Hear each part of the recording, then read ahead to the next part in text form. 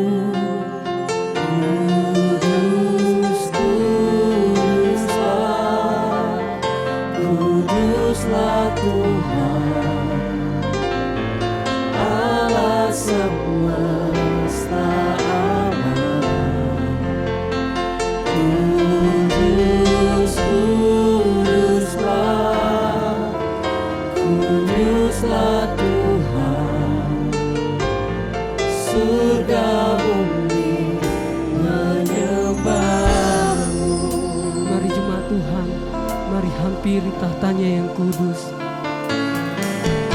Datang Tuhan dalam hadirat-Mu, perhiaskan kekudusan.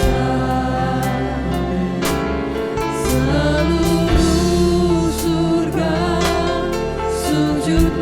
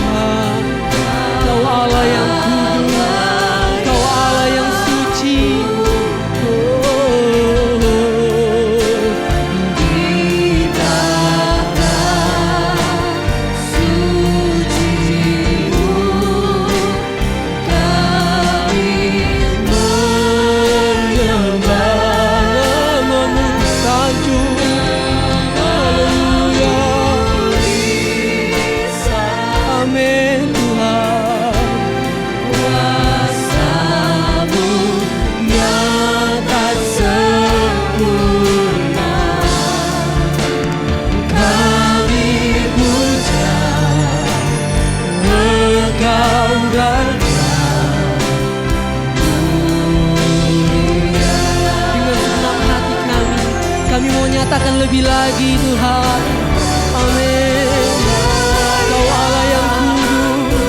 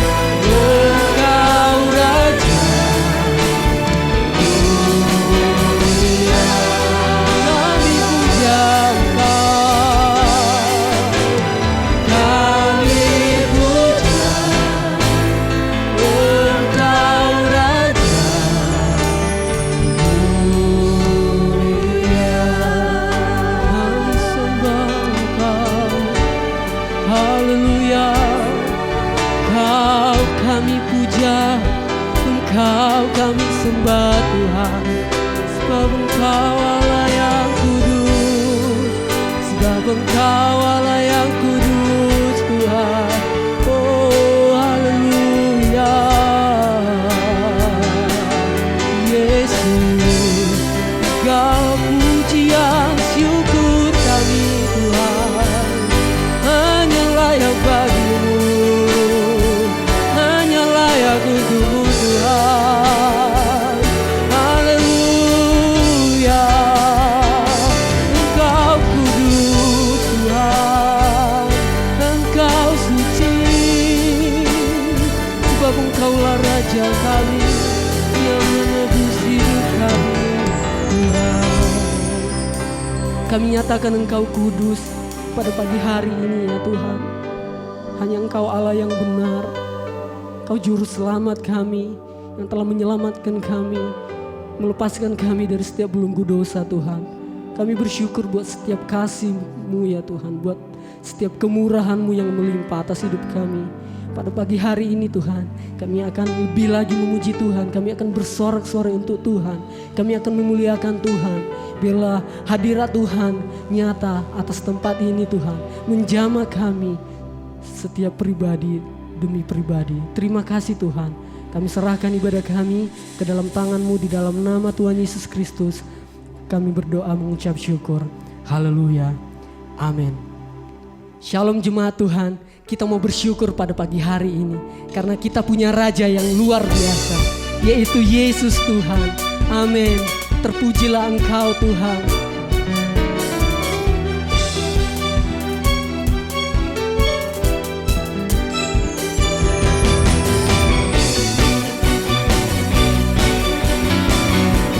Sebab segala pujian hanya layak bagi Yesus. Mari naikkan syukur-Mu bagi Tuhan. Nyatakan bersama. Bersyukurlah kepada-Nya, bawalah pujian bagi-Nya, karena Dia Raja, Dia yang perkasa. Tuhanlah kekuatanku, mazmur dan keselamatanku, Dia penolongku, yang beri hidupku. Ayo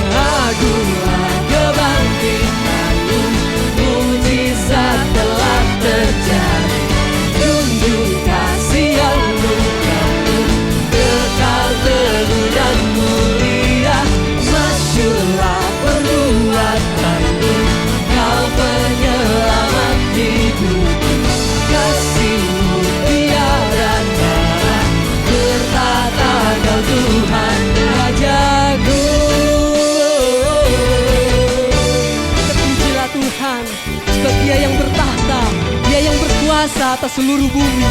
Haleluya.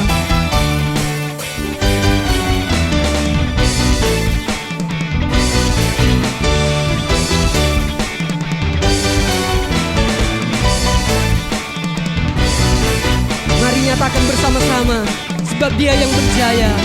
Kau yang berjaya, seluruh semesta sujud menyembah.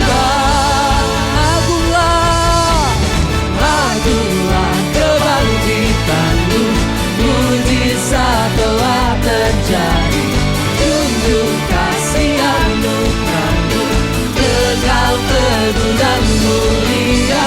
Masyurlah perbuatan-Mu, Kau penyelamat hidupku. Kasih-Mu tiada tara, bertahta Kau Tuhan Rajaku. Kau yang bertahta, Kau yang berkuasa Tuhan.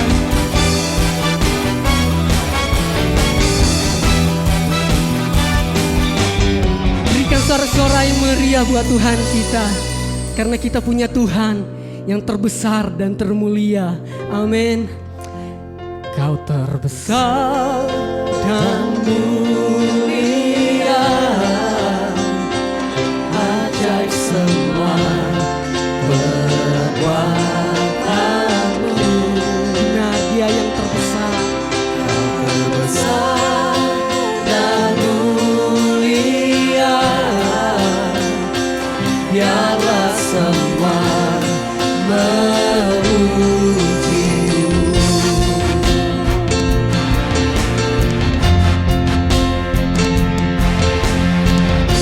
Dengan segenap hati kami, dengan segenap jiwa kami mau bernyanyi bagi-Mu Tuhan.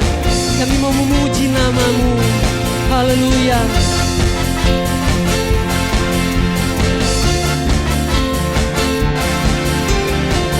Mari kita nyatakan bersama-sama. Segenap hati aku memuji, segenap jiwaku bernyanyi, karena Roh-Mu ada dalamku, Tuhan. Kami angkat tangan kami, Tuhan. Ku angkat tanganku memuji, ku angkat suara dan bernyanyi, karena Roh-Mu ada dalamku, Tuhan. Mari menari memuji, ungkapkan sukacita di hati. Kau terbesar dan mulia, ajaib semua perbuatan-Mu. Kau terbesar, terbesar dan mulia, biarlah semua memuji-Mu. Biarlah semua memuji nama-Mu Tuhan.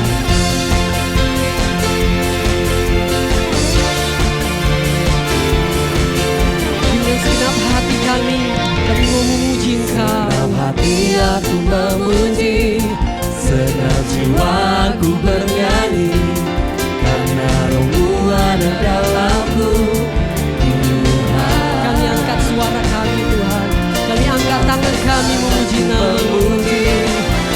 Angkat suara dan bernyanyi, karena Roh-Mu ada dalamku, Tuhan.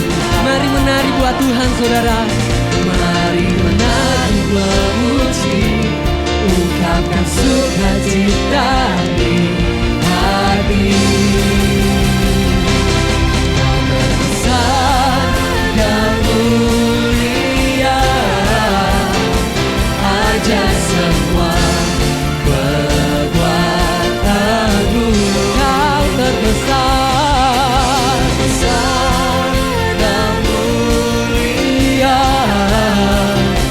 biarlah semua memuji-Mu.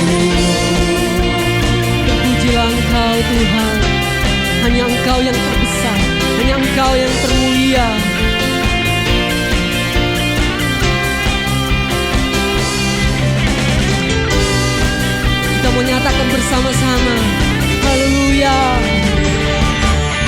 Terbesar dan mulia, ajaib semua perbuatanmu. Kau terbesar dan mulia, biarlah semua memujimu. Kau terbesar dan mulia, ajaib semua perbuatanmu. terbesar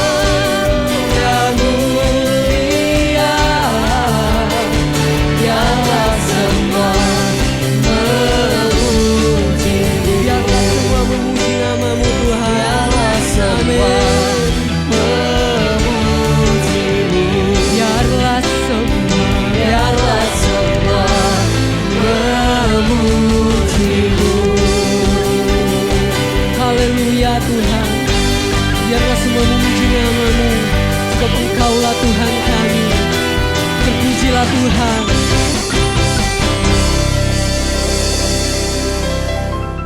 Sebentar kita akan mendengarkan kebenaran firman Tuhan. Dengan segenap hati kita menyatakan bahwa Dia Allah yang benar-benar setia dalam kehidupan kita. Sungguh besar Engkau Tuhan, perbuatan-Mu ajaib, janji-Mu selalu nyata dalam hidup kami. Haleluya.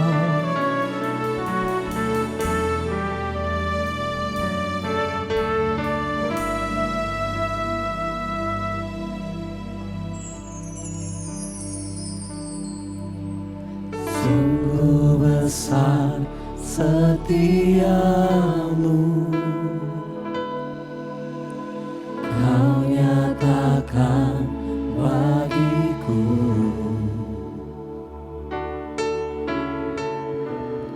Kau Bapa yang selalu mengerti isi hatiku.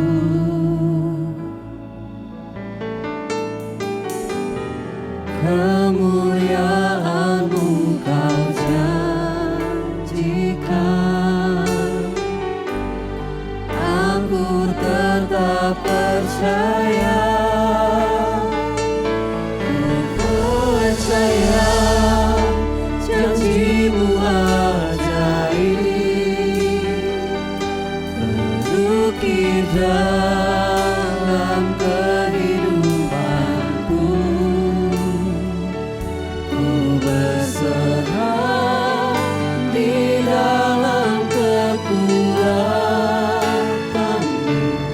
ku percaya.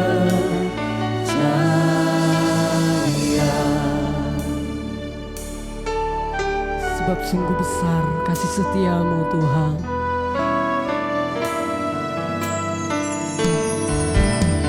Sungguh besar setiamu, Kau nyatakan Tuhan. Kau nyatakan bagiku. Amin. Kau Bapa yang selalu mengerti isi hatiku.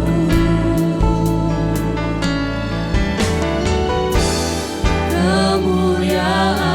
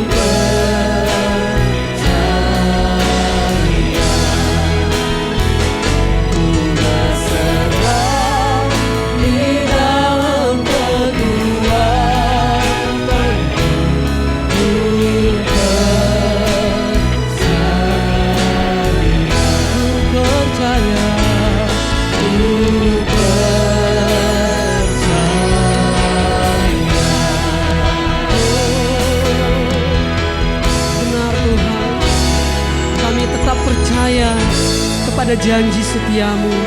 Karena kami tahu Tuhan, janjimu selalu terbukti dalam hidup kami. Janjimu selalu tergenapi dalam kehidupan kami. Terima kasih buat setiap kasih setiamu yang kau berikan bagi kami pada pagi hari ini Tuhan. Bapa yang baik, pagi hari ini kami mau fokus mendengarkan kebenaran firman Tuhan. Bila firman-Mu Tuhan yang tertanam di hati kami boleh mengubahkan kami, sehingga kami menjadi pribadi yang berkenan di hadapan-Mu. Terima kasih Tuhan, kami serahkan kehidupan kami dan segala sesuatunya ke dalam tangan-Mu. Di dalam nama Tuhan Yesus Kristus kami berdoa dan mengucap syukur. Haleluya. Amin. Makarios, berbahagialah saudara yang diberkati Tuhan. Amin.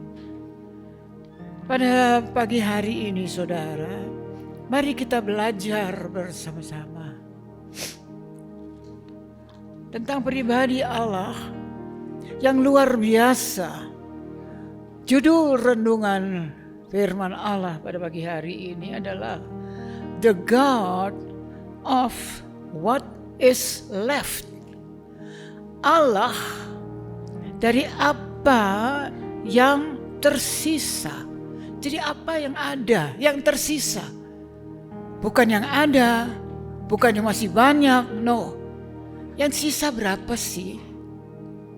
Ada berapa sisa di dalam tanganmu, rumahmu, apa saja keuanganmu, sisa berapa? Mari kita belajar bersama-sama. Ya bahwa kita memiliki Allah, bukan Allah yang sekedar luar biasa, Allah yang benar-benar mengetahui apa yang ada pada kita dan apa yang tersisa di dalam hidup kita. Puji Tuhan, Dia adalah Allah yang sangat baik, yang maha baik, dan sangat peduli kepada kita. Saudara mengingat kisah Yusuf bukan di dalam perjanjian lama. Yusuf itu sangat dikasihi melalui semua pengalaman yang pahit yang ia alami. Dia dikasihi luar biasa. Dia memperoleh favor ya, kasih karunia dari Allah di atas hidupnya. Ayahnya sangat mengasihi dia, sehingga dia diberi jubah yang luar biasa, sangat indah, menyebabkan saudara-saudaranya semua cemburu. Akhirnya mereka, saudara-saudaranya yang begitu kejam, merampas jubah yang indah yang ada pada tubuh Yusuf. Mereka merampas seenaknya begitu saja, dicelup dalam darah, bawa pulang ke ayah, bohongin ayah, berkata, ayah ini loh, ya adik kami, anak kesayangan papa, pasti dirobek oleh binatang buas. Ini bajunya. Ayahnya sangat sedih, menangis. Tidak berhenti di situ saudara. Yusuf dijual sebagai budak ke Mesir. Dan di Mesir dia menjadi budak yang luar biasa, tetap diberkati oleh Tuhan. Dia ditempatkan di rumah seorang yang bernama Potifar, yang memiliki rumah yang cukup besar, mewah. Dipercayakan kepada Yusuf semua pekerjaan di dalam rumah itu.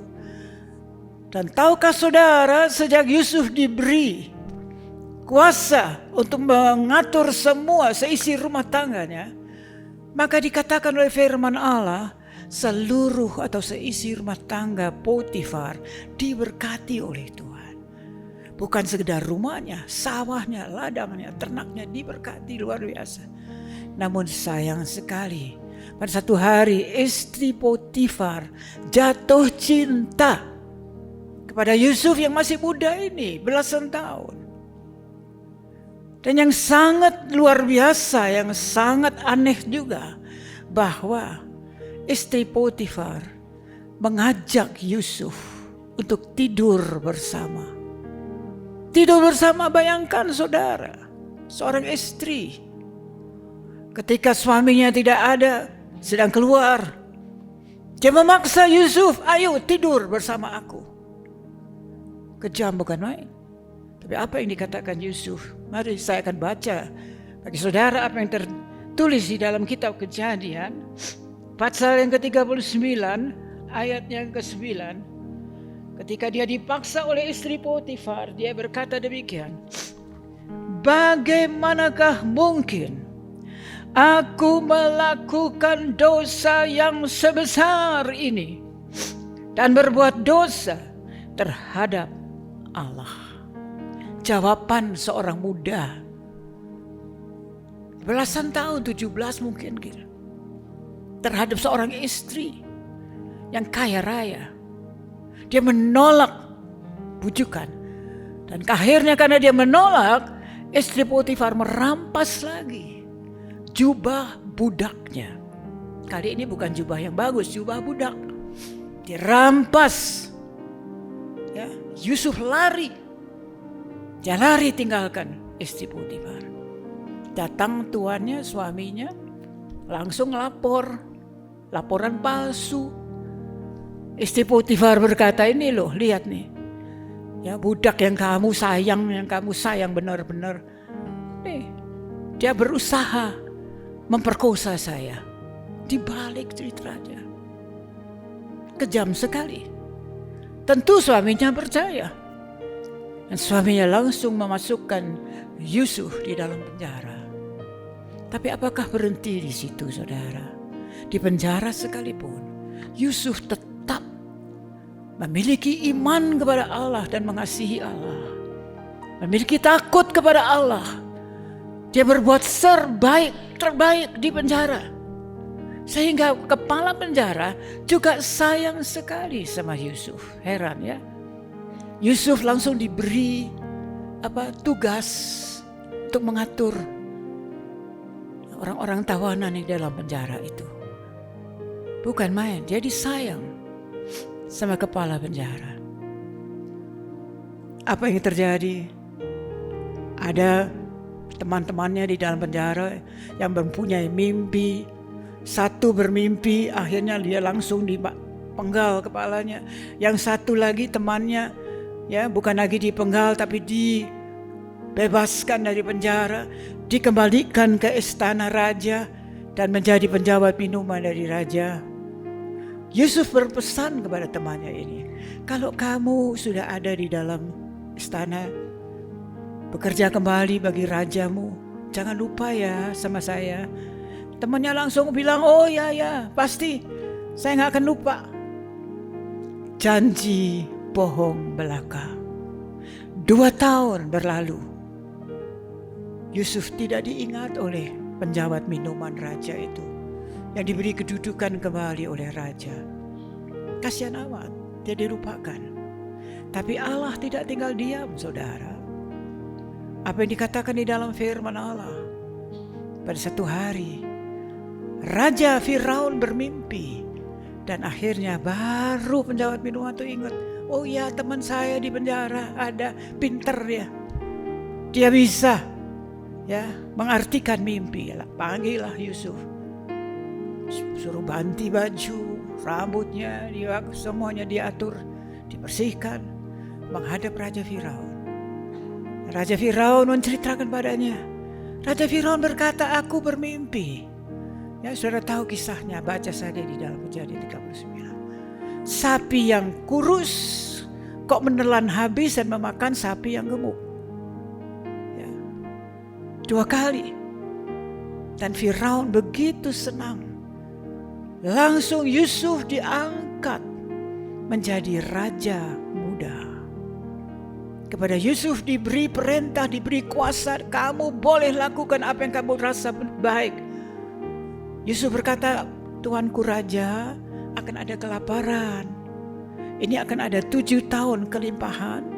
Tapi setelah 7 tahun kelimpahan akan ada 7 tahun kelaparan. Mari Tuanku, saya sarankan, ya kumpulkan semua gandum semua yang ada sebanyak mungkin, supaya pada waktu kelaparan tiba kita cukup banyak makanan. Dan langsung Raja Firaun setuju. Dia diangkat jadi raja muda, diberi kuasa atas seluruh Mesir, ya naik kereta dan diarak inilah ya raja yang ada mendampingi Raja Firaun. Begitu saudara, sampai akhirnya Yusuf benar-benar memberi makan kepada seluruh rakyat di Mesir. Waktu tiba masa kelaparan, sampai kepada saudara-saudaranya pun, keluarganya yang jauh bukan ada di Mesir, mereka datang mau beli makanan dari Mesir, dari Yusuf, dan Yusuf memberi. Kita tahu kisahnya. Akhirnya saudara-saudaranya dibawa oleh Yusuf, suruh datang ke Mesir, diberi tempat di Goshen, dan di sana mereka dipelihara dengan luar biasa. Yusuf menjadi berkat bagi saudara-saudara yang tadi menjual dia, yang membenci dia, tapi dia tetap tidak membalas dendam. Dia berkata, kamu mereka-reka yang jahat, tapi Allah tahu untuk melakukan yang terbaik. Jangan takut. Dan dia memelihara saudara-saudaranya yang sangat jahat terhadap dia tadinya. Luar biasa Yusuf. Seorang pemuda yang bukan main. Baru umur belasan tahun. Memiliki rasa takut akan Allah. Dan hidup berkenan kepada Allah. Baik. Sekarang saya mau katakan kepada saudara. Allah bukan sekedar Allah dari apa yang tersisa.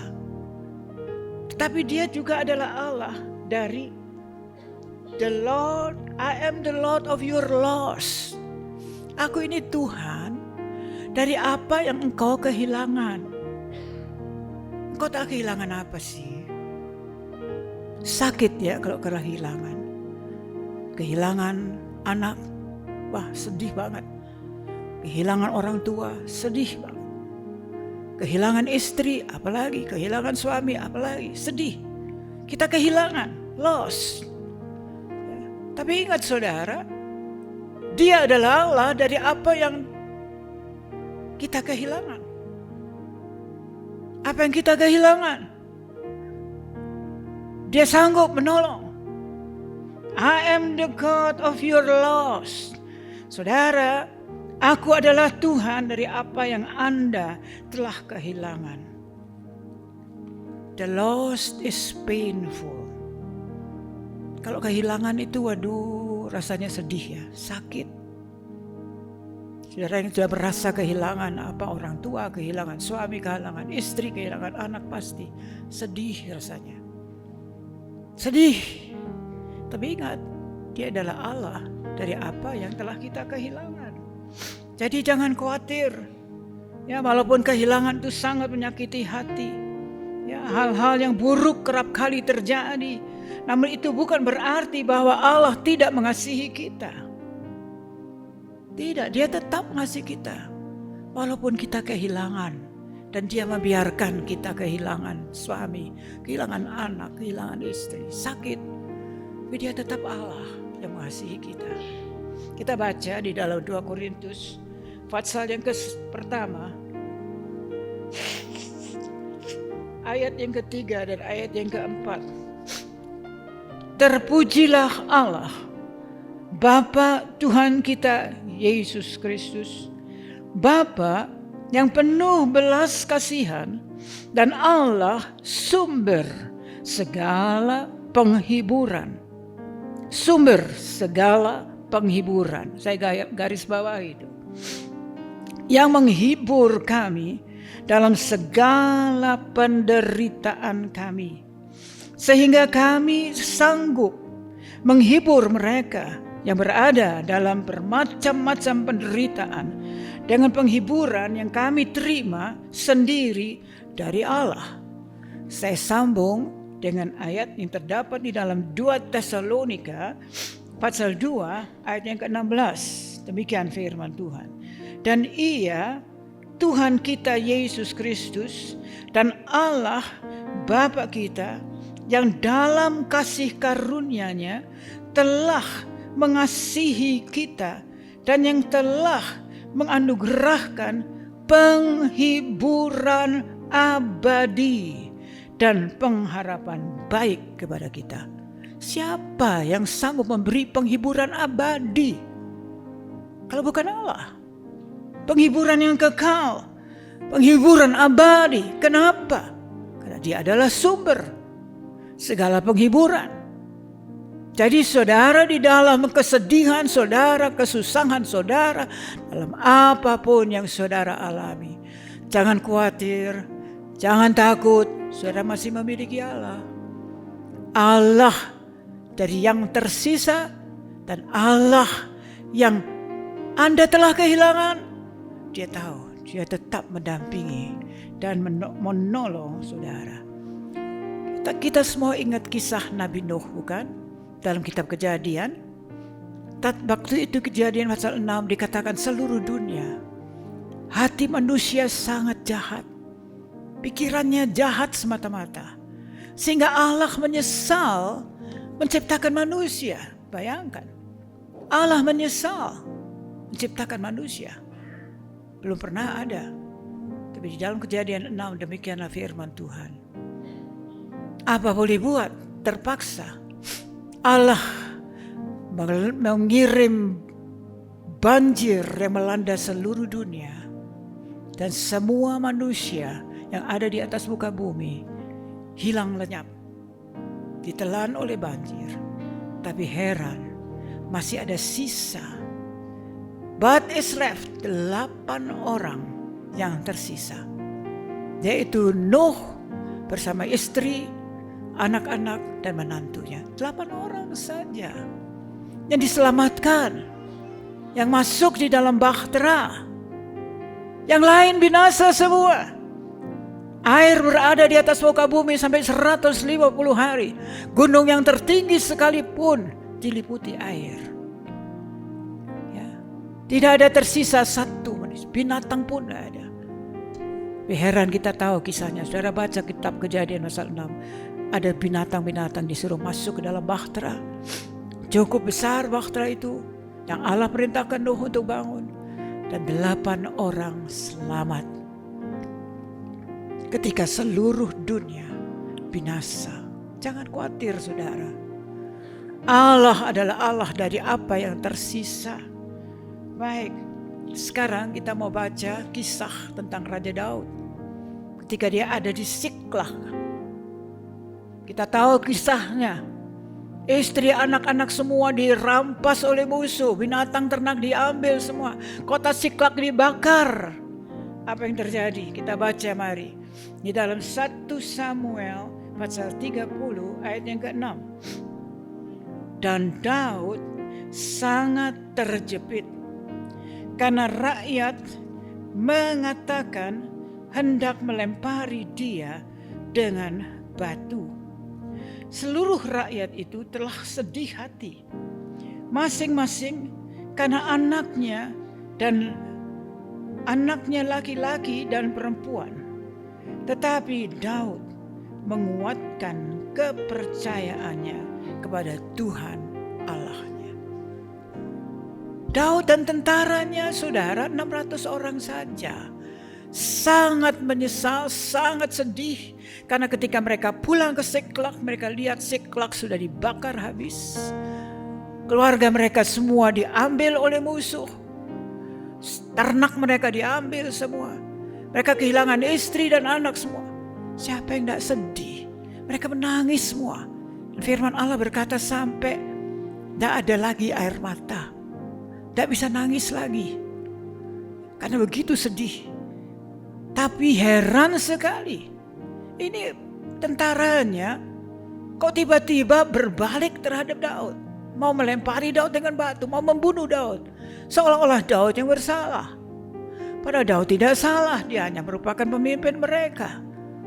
Tapi Daud tidak marah. Dia tidak sedih. Dia hanya langsung dikatakan oleh firman Allah. Dia menguatkan dirinya di dalam Tuhan Allah. Dia menguatkan kepercayaannya kepada Tuhan Allahnya. Lalu dia bertanya kepada Tuhan. Ini bagusnya Daud ya. Dia bertanya, Tuhan, apakah saya akan kejar mereka? Atau saya terima? Tuhan berkata kepada Daud, pergi, kejar mereka.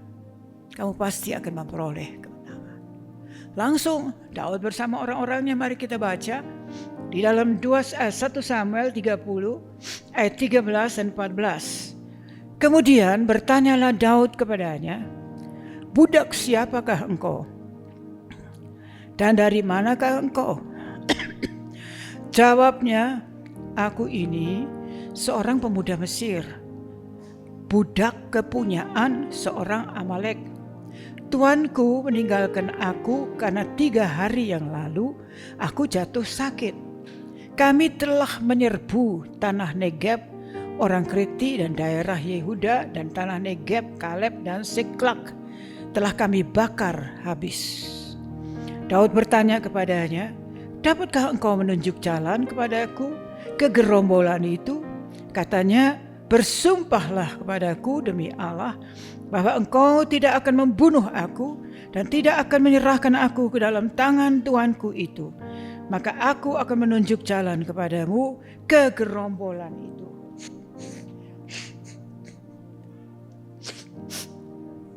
Saudara, ketika Daud berangkat bersama tentaranya, tiba-tiba mereka bertemu dengan seorang yang tergeletak ya, di tanah. Kita sudah baca, ditinggalkan oleh tuannya. Kenapa? Karena sakit, jahat amat ya. Daud bertanya dan minta, dapatkah engkau menunjuk jalan? Dia berkata bisa, oke, dia menunjuk jalan. Sampai di sana benar-benar mereka melihat musuh mereka lagi bersantai, berfoya-foya, makan, minum. Langsung mereka menyerbu, merampas kembali seluruh keluarga. Dan bukan saja itu, mereka membunuh ya. Sampai tentara orang yang ada di Siklak, mereka lari semua. Mereka lari semua, tinggalkan pasukan Daud. Hanya dengan beberapa gelintir orang. Mereka dipukul mundur, kalah. Dengan Daud yang hanya beberapa orang saja. Saudara, itu Allah yang kita sembah, Allah yang luar biasa. Dia memberi kemenangan bukan dengan jumlah banyak. Dengan jumlah yang kecil, yang tersisa. Akhirnya mereka boleh rebut kembali seluruh keluarga mereka, ternak mereka, bahkan mereka dapat tambahan jarahan dari mereka, dari musuh mereka. Mereka mendapat jarahan yang banyak, cukup banyak. Akhirnya mereka kembali dan menikmati jarahan itu. Demikianlah ya, kisah Raja Daud. Sekarang kita maju ke dalam perjanjian lama, saudara. Perjanjian baru. Ada seorang wanita yang berpenyakit pendarahan selama 12 tahun. Saudara bayangkan, wanita pendarahan 12 tahun. Pantesan dia kehilangan semua hartanya. Ya, apa yang ada padanya hilang habis. Dipakai untuk bayar dokter, bayar tabib, gak sembuh. Sampai keluarganya pun tinggalkan dia. Kasihan amat, seorang diri, 12 tahun, pendarahan, tidak punya apa-apa. Keluarga gak ada, harta udah kosong, gak ada apa-apa. Tapi masih ada, saudara, iman di dalam hatinya. Apa yang dikatakan oleh wanita ini? Dia sudah mendengar banyak ya tentang Yesus. Bagaimana Yesus menyembuhkan orang sakit, membuka mata yang buta dan lain sebagainya, dia dengar. Begitu dia tahu bahwa Yesus ada di dalam kotanya, sedang masuk ke dalam kota, dia bilang dalam hatinya, asal saja aku bisa menjamah ujung, bukan jubah, ujung jubah Yesus. Jadi yang paling bawah, saudara. Apa yang terjadi? Dia tidak tinggal duduk di rumah. Dia berusaha. Dengan susah payah sekalipun. Sangat susah. Dia merangkak di antara kerumunan orang banyak yang berdesak-desakan dekat Yesus. Akhirnya dia tiba sampai juga di dekat Yesus. Dia pegang ujung jubahnya Yesus. Dan saat dia pegang ujung jubah Yesus, langsung dia sembuh. pendarahan itu berhenti. Tapi heran sekali saudara. Yesus berkata, siapakah yang menjamah aku? Waduh, orang banyak itu pada protes. Mereka berkata, Tuhan, begini banyak orang yang memang berkerumun mendesak pada Tuhan. Kok Tuhan bisa bilang siapa yang menjamah aku? Tuhan berkata, Yesus berkata, benar, saya merasa ada yang menjamah. Sebab saya merasa ada kuasa yang mengalir keluar dari tubuhku. Dan akhirnya dengan gemetar, wanita ini berdiri, mengaku, saya yang menjamah. Dan ketika saya menjamah ujung jubah Tuhan Yesus, aku langsung sembuh. Yesus langsung berkata, hai perempuan, besar imanmu, besar imanmu. Saudara, tidak heran saudara. Yesus di dalam Injil banyak berbicara tentang iman. Yesus sempat berkata, kalau kamu mempunyai iman sebesar biji sesawi saja. Biji sesawi itu biji yang paling kecil saudara, di antara semua biji-bijian. Tapi Yesus berkata, kalau kamu punya iman sebesar biji sesawi saja, begitu kecil, kamu bisa berkata kepada gunung ini, berpindahlah ke laut. Dan gunung itu akan berpindah atas perintahmu. Yesus sangat menghargakan iman. Adakah iman di dalam hati kita pada pagi hari ini? Masih adakah iman di dalam hati kita? Walaupun kecil, seperti wanita yang meleleh darah ini. Ya, jangan khawatir, Yesus sanggup. Sebagaimana engkau percaya, demikian akan terjadi. Amin. Saya tahu ada beberapa yang sakit, ada beberapa yang lemah tubuhnya, ada beberapa yang membutuhkan jamahan Tuhan.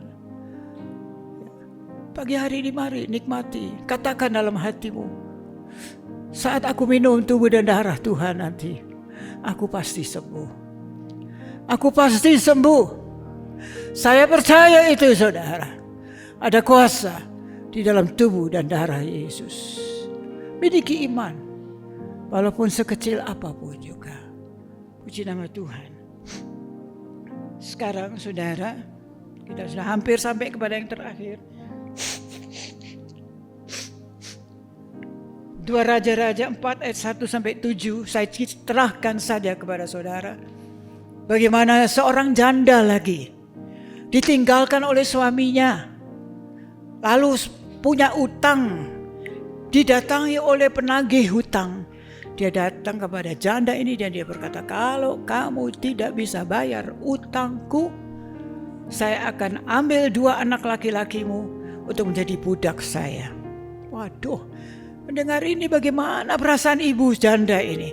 Sudah gak punya suami, punya anak cuma 2 laki-laki, mau dia ambil lagi menjadi budak. Dia datang kepada Nabi Elisa.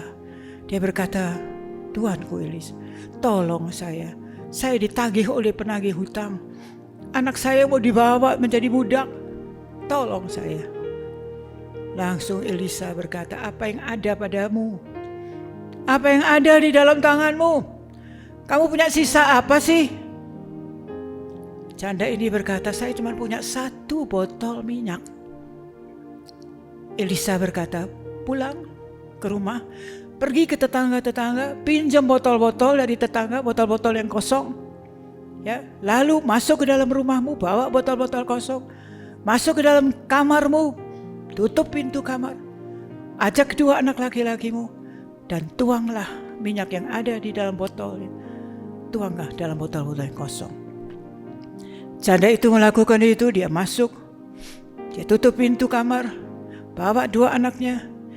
Langsung dia isi 1 botol sisa di tangannya. Dia isi botol yang kosong. Dia bilang kepada anak, bawa lagi. Anak-anaknya bawa dan masuk. Dia tuang minyak terus. Akhirnya dia berkata kepada anaknya, ada lagi kah botol? Anaknya berkata, habis mah. Begitu anaknya berkata habis, berhentilah minyak itu. Gak mengalir lagi. Heran ya. Maka wanita ini pergi kepada Nabi Elisa lagi dan berkata,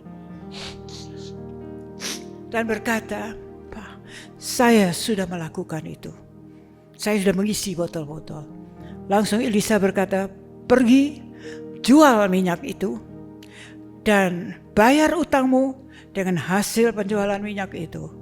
Dan hiduplah dengan anak-anakmu atas sisa dari minyak itu." Masih ada sisa, itu kami bisa hidup dengan kedua anakmu. Begitulah saudara, mujizat terjadi. Mujizat terjadi. Dan akhirnya sekarang saudara, kita baca di dalam Daniel 4 ayat 14 dan 15.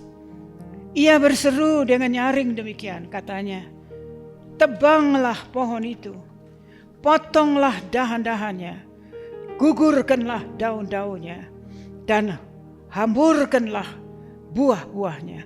Biarlah binatang-binatang lari dari bawahnya, dan burung-burung dari dalam daunnya.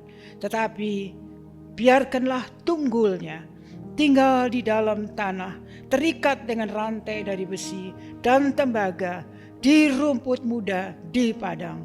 Biarlah ia dibasahi dengan embun dari langit, dan bersama-sama dengan binatang-binatang mendapat bagiannya dari rumput di bumi." Dari kisah ini bicara tentang Raja Nebukadnezar yang karena kesombongannya dia dihalau dari manusia menjadi binatang. Saudara boleh baca itu di dalam Daniel pasal 4. Mengerikan. Tapi heran, Allah masih berkata, "Tinggalkan ya tunggulnya." Jadi masih ada sisa batang yang paling bawah. Biarkan. Ya, biar dia dibasahi oleh embun, tidak masalah. Dan kita tahu kisahnya. Akhirnya karena keangkuhannya, dia menjadi binatang selama 7 tahun. Dan setelah dia bertobat, merendahkan diri, dia diangkat kembali menjadi manusia. Ini Allah yang kita sembah. Allah yang kita sembah. Allah yang maha kuasa. Yang sanggup melakukan hal-hal yang luar biasa. Dengan apa yang tersisa, dengan apa yang ada, dengan apa yang kita kehilangan, dia pun sanggup menolong kita. Terpujilah nama Tuhan. Terakhir saudara, ketika Yesus ada di atas kayu salib, ya, kelihatannya mati dan selesai sudah. Waktu Yesus disalib, no hope, tidak ada pengharapan lagi. Kelihatannya, tapi tidak. Hanya 3 hari dia dikubur. Setelah itu dia bangkit. Para wanita yang datang hendak merempahi tubuhnya melihat malaikat yang berkata, "Mengapa kamu mencari yang hidup di antara yang mati? Ia tidak ada di sini. Dia sudah bangkit." Kenapa kamu cari Yesus yang hidup itu di antara orang mati? Dia tidak ada di sini. Dia sudah bangkit. Saudara, saya mau beritahukan kepada saudara pekerjaan yang paling besar yang dilakukan oleh Yesus. Bukan ketika dia menyembuhkan orang sakit, buta disembuhkan, kusta disembuhkan, mati dibangkitkan, Lazarus mati 4 hari dibangkitkan. Bukan itu pekerjaan Tuhan yang terbesar. Tahukah pekerjaan yang terbesar yang dilakukan oleh Yesus adalah ketika dia disalib. Saudara tahu bukan, selama 3 jam matahari tidak bercahaya, gelap gulita. Kenapa? Saat itulah dia ditinggalkan oleh Allah. Kenapa? Karena dia memikul dosa-dosa kita. Seharusnya kita yang harus disalib, tapi dia yang menikul semua. Dan itu pekerjaan yang paling besar, karya yang terbesar di atas salib. Ya, 3 jam kegelapan melanda seluruh dunia ketika dia mati. Dan Allah sendiri meninggalkan memang. Sampai dia berkata, "Allahku, Allahku, mengapa engkau meninggalkan aku?" Karena Allah gak betah melihat dosa saya dan dosa saudara. Bersyukur pada Yesus yang telah menanggung dosa saudara dan dosa saya di atas kayu salib, sehingga kita boleh dibebaskan dan sekarang boleh ada di sini berbakti dan mendengarkan firman Tuhan. Puji nama Tuhan. Mari kita siapkan hati kita untuk perjamuan kudus. Haleluya. Haleluya. Haleluya. Haleluya. Sebab Dia hidup ada hari esok. Sebab Dia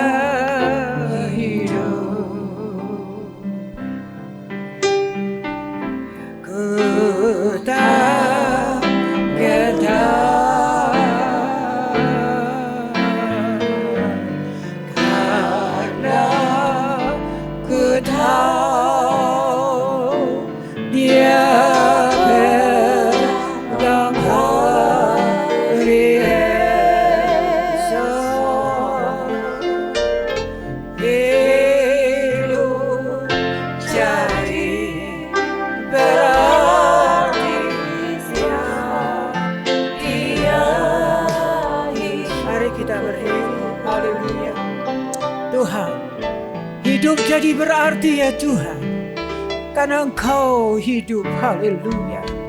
Terima kasih, terima kasih.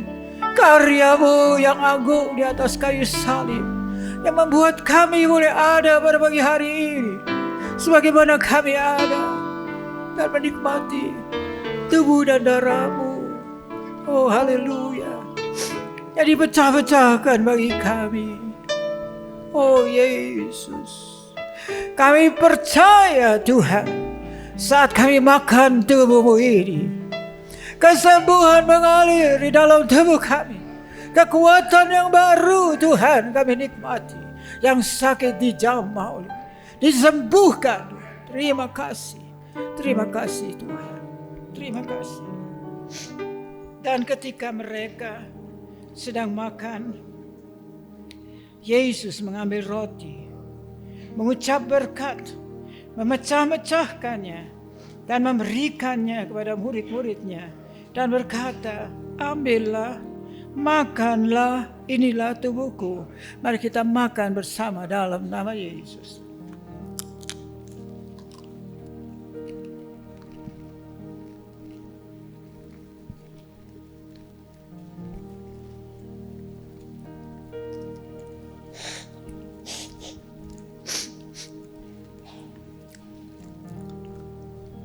Mari kita angkat cawan di tangan kanan kita.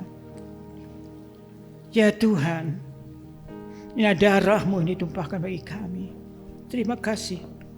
Sesudah itu Yesus mengambil cawan, mengucap berkat, lalu memberikannya kepada mereka dan berkata, minumlah kamu semua dari cawan ini, sebab inilah darah-Ku, darah perjanjian yang ditumpahkan bagi banyak orang untuk pengampunan dosa. Amin. Mari kita minum. Haleluya. Haleluya. Haleluya. Terima kasih Tuhan untuk tubuh dan darah-Mu. Terpujilah nama-Mu. Haleluya. Amin.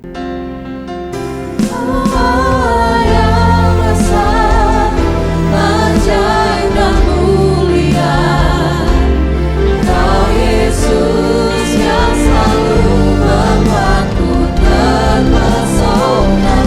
Segala pujian bagi-Mu ya Tuhan, hanya Kau yang layak ku anugerah. Hanya Kau yang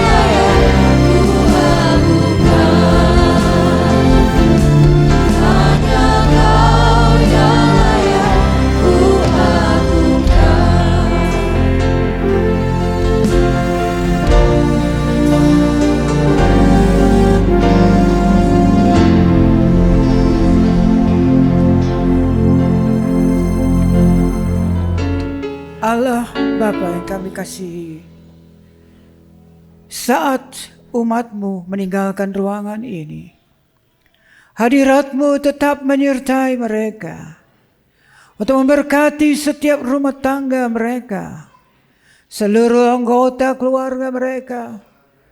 Berkatilah usaha dan mata pencaharian umat-Mu. Berkatilah roti dan air mereka. Berkatilah umat-Mu ini dengan kekuatan dan kesehatan. Sesungguhnya Dikau sangat mengasihi umat-Mu. Seluruh umat-Mu ini ada di dalam telapak tangan-Mu. Dan tak seorang pun dapat merampas mereka, domba-domba-Mu ini dari dalam tangan-Mu. Hamba-Mu berdoa, bawalah seluruh sidang jemaat-Mu ini semakin hari semakin dekat kepada-Mu, semakin mengasihi Engkau ya Tuhan, hingga mereka boleh tiba di puncak bukit kesucian-Mu dan memandang wajah-Mu yang indah. Kini sidang jemaat yang dikasihi Tuhan, Allah yang kekal adalah naungan-Mu, dan lengannya yang abadi menopang Engkau. Tuhan memberkati Engkau dan melindungi Engkau. Tuhan menyinari Engkau dengan wajah-Nya, serta memberikan Engkau kasih karunia. Tuhan menghadapkan wajah-Nya kepadamu dan memberikan Engkau damai sejahtera di dalam berkat nama Tuhan Yesus Kristus. Amin. For thou